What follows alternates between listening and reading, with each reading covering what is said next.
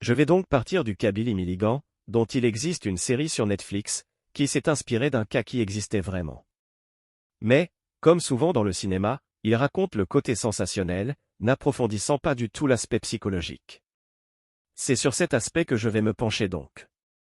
Néanmoins, une première chose à considérer, pour bien comprendre ma démarche, c'est de savoir que les premiers psychiatres américains, qui ont posé un diagnostic sur le cas Billy Milligan, l'ont d'abord vu comme personnalité multiple, sauf que, depuis, ce diagnostic a été requalifié en TDI, trouble dissociatif de l'identité.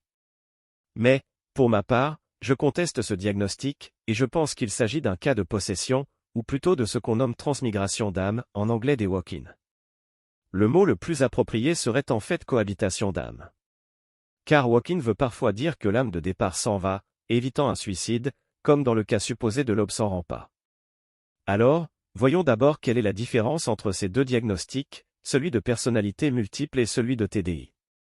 Dans un cas, on aurait un seul psychisme qui se cliverait en plusieurs personnalités, et dans l'autre une seule identité qui se dissocierait en plusieurs alters, ce qui me semble dans le cas de Billy Milligan inapproprié. Ce qui ne veut pas dire que les nombreux cas de TDI qui se reconnaissent tels n'en soient pas. Moi-même j'ai un côté TDI avec un seul alter.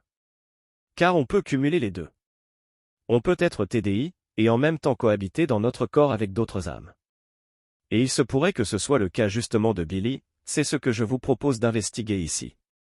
Donc dans la transmigration d'âmes en cohabitation, ce sont des âmes étrangères, des âmes errantes, des esprits de mort qui ne sont pas montés vers la lumière, qui viennent cohabiter avec nous dans notre corps, ce qu'on pourrait appeler des fantômes, même si certains disent que c'est différent. Ces âmes, qui viennent squatter un corps et cohabiter avec l'âme d'origine, pourraient faire penser à un somnambule, sauf que je n'ai pas étudié de cas de somnambule pour savoir s'ils sont des âmes multiples. La différence est qu'on imagine souvent un somnambule avec les yeux mi-clos et rigides, là il faut imaginer que l'âme qui habite le corps le fait agir tout à fait normalement. La notion de personnalité multiple, qui fut le premier diagnostic de Billy, jouerait un peu sur les deux idées, mais, sans aller jusqu'à croire que des âmes, totalement étrangères à la personne, puissent habiter son corps. Elle reste sur l'idée d'une personnalité qui se cliverait en plusieurs parties. En fait, il y a un fort préjugé anti-spiritisme dans les milieux monoscientifiques, donc en psychiatrie, pour lesquels envisager l'idée que des âmes différentes puissent squatter un même corps n'est pas métaphysiquement recevable, pour les raisons que j'ai exposées plus tôt, la science est restée inféodée au monothéisme. Il serait intéressant de savoir quelles étaient les conceptions métaphysiques des psys qui ont soigné Billy. Je pense, pour ma part, que le passage de la notion de personnalité à celle d'identité par le DSM-4, le MDSTM en français, Manuel diagnostique et statistique des troubles mentaux, confirmé par la 5e édition, repose sur le problème juridique que ça pose. Si on accepte qu'une personnalité soit multiple, quelque part la personne n'est plus responsable juridiquement des autres alters, alors que s'il s'agit d'une dissociation de l'identité, elle le demeure. Prenons un exemple, si j'ai une partie de mon identité qui est dissociée, et que cette partie fasse un délit, juridiquement on pourra m'en porter responsable.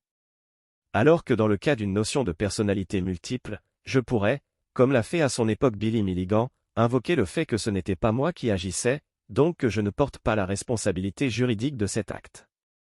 Dans mon cas, j'ai appris à prendre la responsabilité par le contrôle, par mon ego, ce qui va à l'encontre des philosophies du soi, qui à mon sens sont dangereuses, et jamais dénoncées comme telles.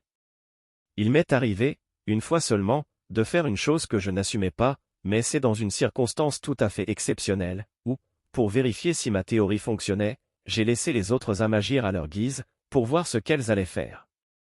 Et là j'ai vu qu'elles pouvaient, si je ne les contrôle pas, faire des choses que je leur interdirais de faire. Mais je l'ai fait vraiment du fait que je n'étais pas sûr de moi, pas sûr qu'il s'agissait bien d'âmes étrangères, et comme pour le vérifier. À l'époque j'hésitais entre l'idée d'un soi qui saurait tout, et celle d'autre chose, et, par cette expérience, j'ai pu voir que cette idée du soi était erronée.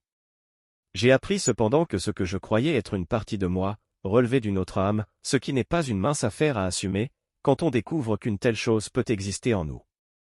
Cela m'a fait ceci dit sortir d'une certaine souffrance d'ignorance. J'ai ainsi pu expérimenter ce qui est passé d'un type de souffrance psychotique à une souffrance névrotique. Derrière tout cela on voit comment des aspects juridiques et linguistiques peuvent se mêler.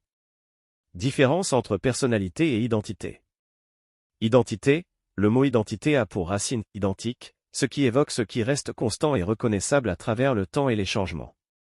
En psychologie et en droit, l'identité renvoie à l'ensemble des caractéristiques qui définissent une personne unique. Personnalité, la notion de personnalité est souvent considérée comme un ensemble de traits de caractère, de comportements et de rôles sociaux que l'individu adopte. Cela peut inclure des aspects du faux self, où la personne joue des rôles sociaux, qui peuvent ne pas refléter leur véritable nature. Implications juridiques. Personnalité multiple. Dans le cadre du trouble de la personnalité multiple, on pourrait arguer que chaque personnalité distincte est responsable de ses propres actions, ce qui complique la question de la responsabilité juridique. Billy Milligan a utilisé cet argument pour plaider non coupable, en raison de son état mental.